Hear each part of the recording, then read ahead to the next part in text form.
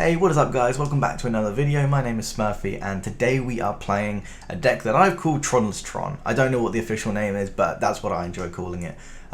Why? Because it's very similar to the modern deck in the way that you're trying to play out. You're basically trying to cast these big, huge, colourless spells as quickly as possible.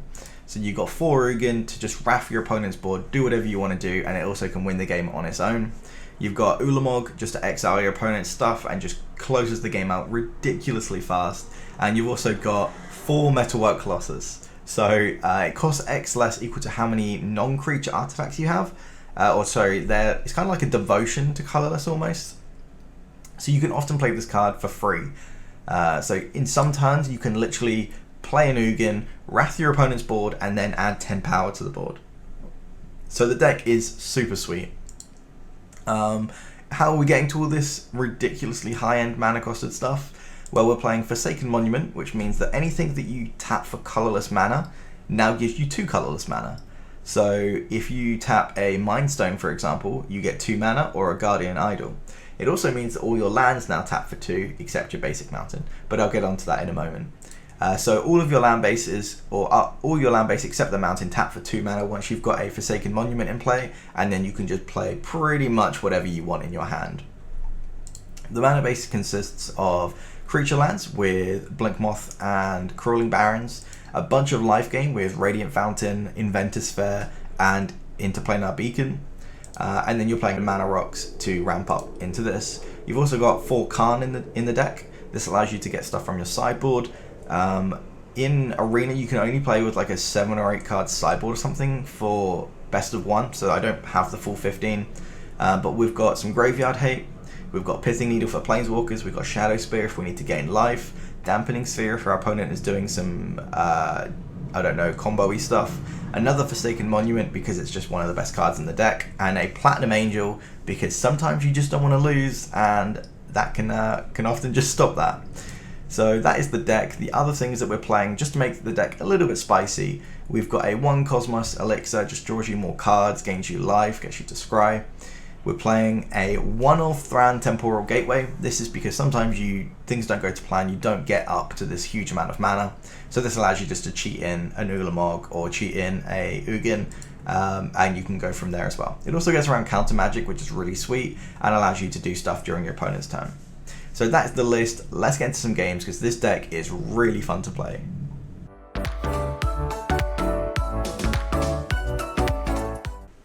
Okay, this hand is definitely go big or go home.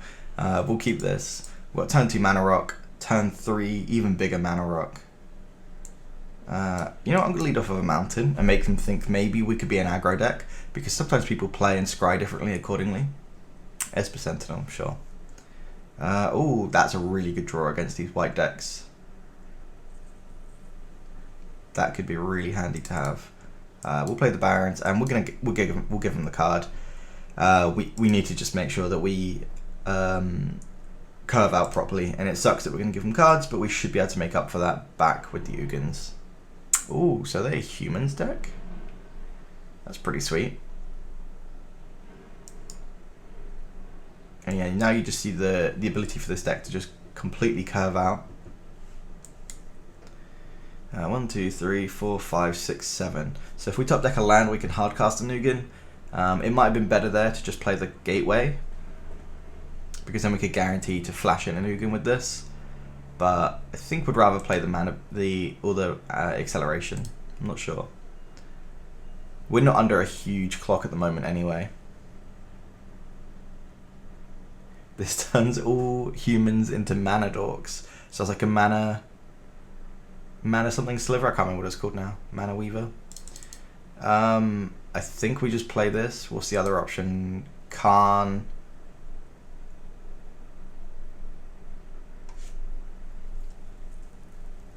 The Metallic Mimic is going to survive through a Ugin, which means the second one we're going to have to follow up with, because otherwise it will die.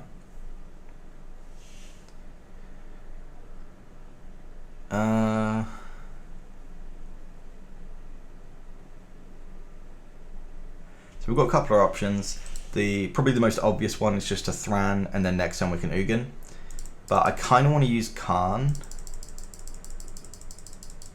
because then when we do play the Ugin, we can use Karn to tick up on an artifact and protect the Ugin from the Metallic Mimic. But I think that's just going to be too slow.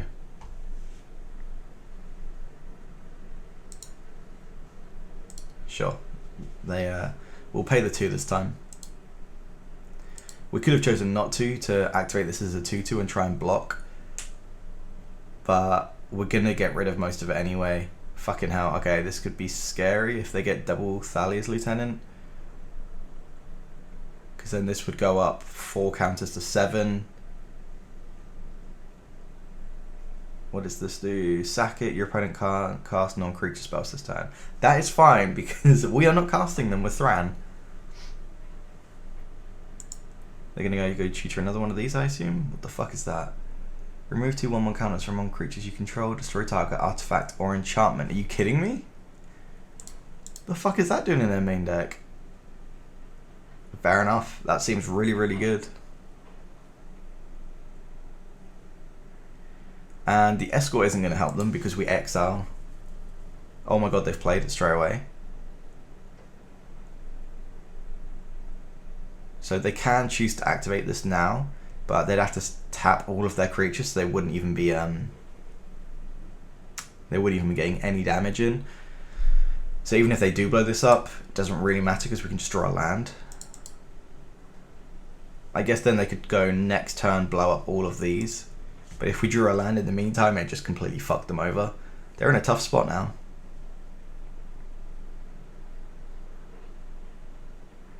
I think probably their best bet is to use this, remove 2 counters, blow this up during our turn, activate this.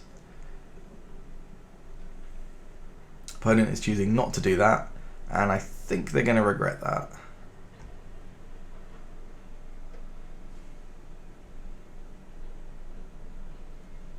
Yeah, that doesn't work how you think, buddy. Okay, we draw the land, but it doesn't make a difference. We're just gonna pop into play with this. And what do we need to do? -3? Yeah.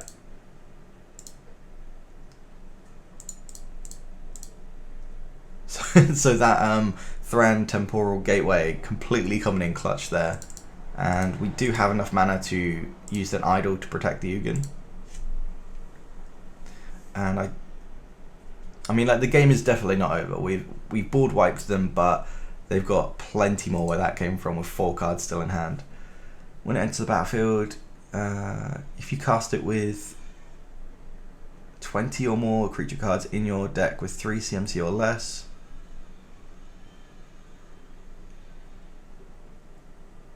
Jesus Christ. Okay, so they get 2 3-drops. And they get to put one of them into play.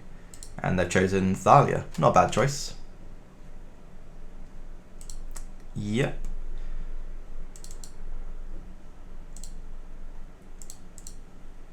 So they're going to choose to attack. That doesn't have first strike, so we'll go ahead and activate.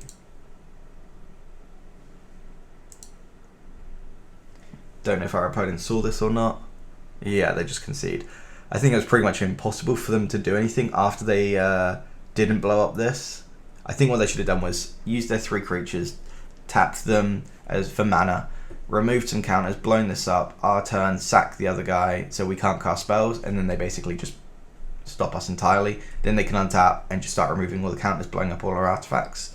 So I think they could have won that, but I guess they didn't see that line. Okay, so this hand looks great. We've got some lands, some mana rocks, and we've got the Forsaken Monument. So this is looking good. Our opponent is playing Giganta, so there's loads of decks that can play that, so that doesn't give you too much information. Obviously we've only got 2 lands in hand, but that's okay because we're on the draw and we also get a scry. So we're going to use that scry just to try and help us find our next land drop. I do like to try and leave it as late as possible to use these, just because sometimes, yeah, like you just draw the lands that you needed, and then all of a sudden you don't want to use them for scrying lands. You might want to use them to find an Ugin or whatever the case is. Our opponent's playing turn 2 Carvo. I absolutely love this card. If you've seen any of my other videos, you'll pretty much know that I play this card religiously in Modern whenever I can. Unfortunately, you don't have fetches to play in this format, so it makes it very hard to make this turn a 5/5 on turn 2 or 3, at least from what I've seen. But absolutely love Kavu. Such a sweet card. They're choosing to exile over looting. The hand must be fucking gas for them not to want to loot. So that's concerning. What are we going to do here? So we can play a land into either of these. We can go... Let's play a land. We can go Hedron into Coldsteel, which will give us 1, 2, 3, 4, 5, 6, 7, 8 mana next turn. Yeah, that's going to be the best bet. There's no reason to use this right now, because we can just play this next turn anyway instead of activating this. And we're going to have enough mana for Ugin anyway, so the Temporal Gateway isn't going to be great. The main thing it can do is allow us to flash things in at this point. But this is not one of the games where this worked out very well. But that's absolutely fine. So opponent uses Expressive Iteration. It looks like they're just on like a 5-color good stuff list, playing like, you know, all the best cards in all the different colors, like Thoughtseize, Expressive Iteration. Kavu is just like the best red-green aggro, or like beta. It's like a Tarmogoyf but on crack. It's such a sweet card. Alright, so we'll use this Scry, try and find an Ugin. Radiant Fountain, no, it's a bit late for Radiant Fountain. We might as well play this for free.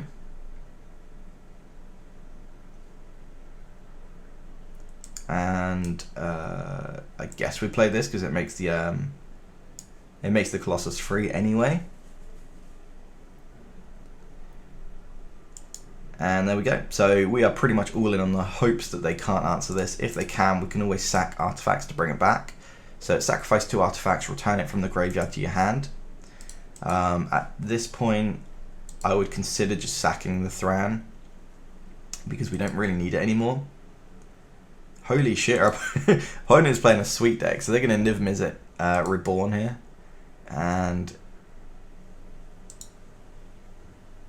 what do they get? A Vanishing Verse, which is exile a monocolored permanent. Literally does hit nothing in this list. And Drown in the Lock, which is going to be pretty hard to use on a Metalwork Colossus. So things are looking okay. We seem to have stabilized. We obviously need to find an answer for this Niv Mizzet. But the Colossus is definitely doing work, just keeping back as a blocker. That is not what we want to see, so I think we're just going to go ahead and sack this. We really need to find something soon. Okay, there's the Ugin. So we can play the land. It's also worth noting that the Drown in the Lock can be ignored because we have the gateway here. So it allows you to put it into play. Then they can't counter it. So we can do that. Put in Ugin, -5, get rid of both of these and whack them for 10. I think that's probably going to be our best bet. Seems better than playing, what's the other option? Play Karn, get Shadowspear, equip Shadowspear, attack for 11. But then they just hit us for 11 back, so that doesn't seem great. Yeah,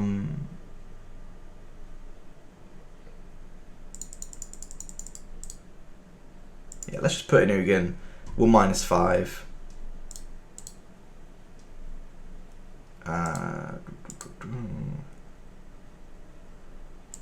That is 5, right? Yeah. And then we can hit him for 10, put him to 6, and I don't know how they're gonna... Yeah, they just concede for that. Okay, this is the kind of hand that I signed up for with this deck. We've got a bunch of mana rocks, a Forsaken Monument, and then we're just gonna slam an Ugin, hopefully. This hand looks great.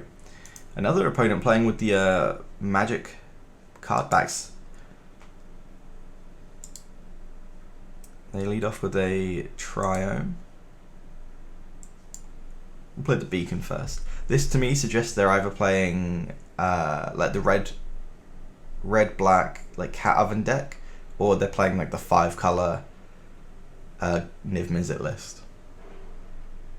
Okay, Stitcher's Supplier. Anger of the Gods. Oh, Jesus Christ. So they're a reanimated deck.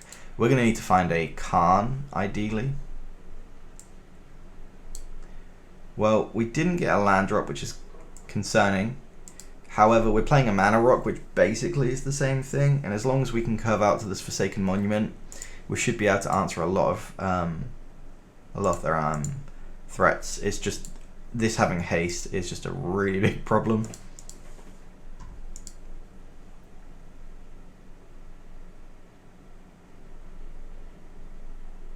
So we just want to draw lands at this point. Okay, that's great. So we can now just go Mind Stone and play a mana rock and pass. I always choose red in this deck, mainly because I love red, but also because sometimes I play this list with like a part red theme, and you play Anger of the Gods, and you miss out on the Forsaken Monument, but you just get loads of board wipes if you're playing against loads of aggro lists. So I always just choose red to get into the habit, because sometimes I've not been in that habit and I've just fucked myself over by choosing the wrong color. So yeah, I always pick red. There's no red in the deck. It's just in case I play the other version of the deck. Okay, opponent's playing loads of sweet stuff over there. Faithless Looting, yep. Just looking for that Reanimator spell. Fucking hell, they've got a bunch of different options. Cool. Back to our turn. 1, 2, 3, 4, 5, 6 mana. So we'll just go Monument, specifically using this because it doesn't tap for colorless.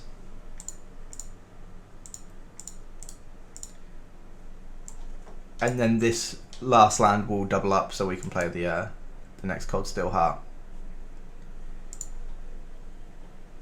And we'll just ship the turn back. Now we've got two really, really strong options on what we might want to do, depending on what our opponent is up to.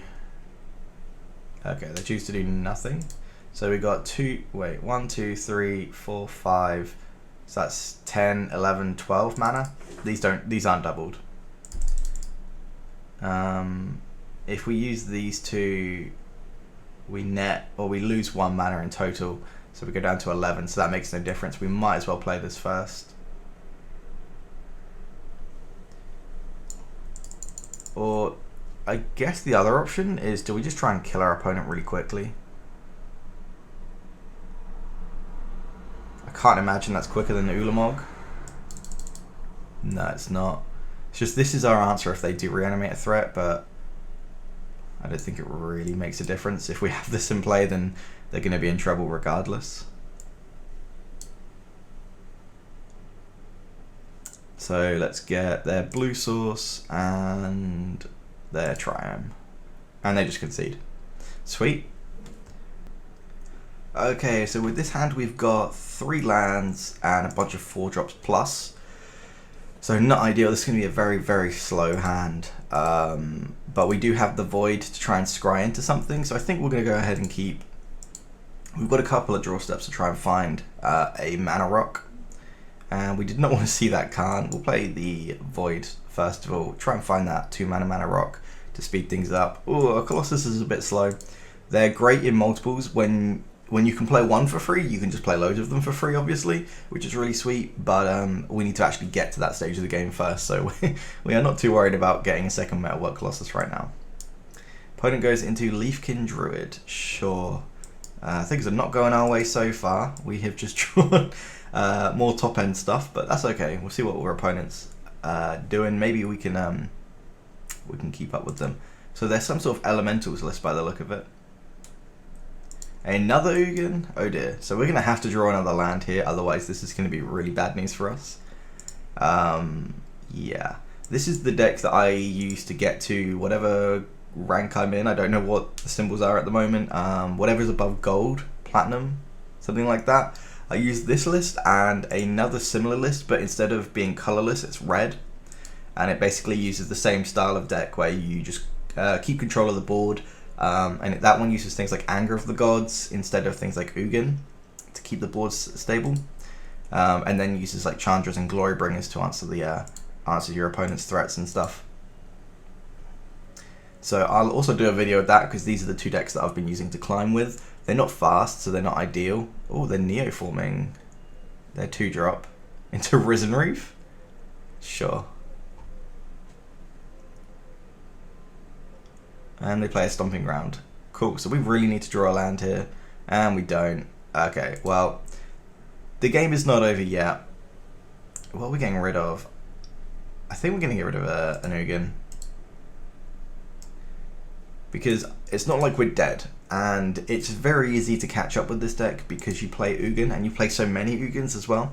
So sometimes you can raft the board, your opponent's already got like loads of board state and everything. They kill your Ugin after you've rafted the board and they play a bunch more threats. Well, sometimes you can just play another one. And there's only so many times a creature deck can deal with that. I think this game is probably going to be over at this point. Opponent's attacking for 4, 5, putting us down to 9, and then next turn they're probably attacking for lethal. So if we can get a land and play this, we can survive a turn, but that's probably not going to be enough. So I think we needed to hit a land drop this turn to play this, but we'll see what happens. So put a counter on an elemental, yep. Well, that is definitely not what we needed. Thanks for watching, guys. I hope you liked the deck and I hope you liked the video. The deck I think is really, really fun to play, and you don't have to know too much about the metagame or anything like that. You just your answers are generally just generic answers that fix everything, like Ulamog and Ugin. So you don't have to worry about how people slightly tune their decks because you're just doing your own thing anyway. If you want to see more videos, or if you have any decks you would like to see played on Arena or on Magic Online, please feel free to let me know in the description, in the comments. And if you want to see more content, feel free to subscribe. I also do have a TikTok account which I occasionally upload videos to. They're very different to this. They're generally either highlights, like a highlight reel, or it'll be like an explanation of what a deck is, or what a type of format is, or something like that. So like what is Zoo, for example, which is one of my favorite aggro decks, and stuff like that. So yeah, feel free to subscribe, check out my links. I'll leave them in the description as well. Thanks for watching, peace.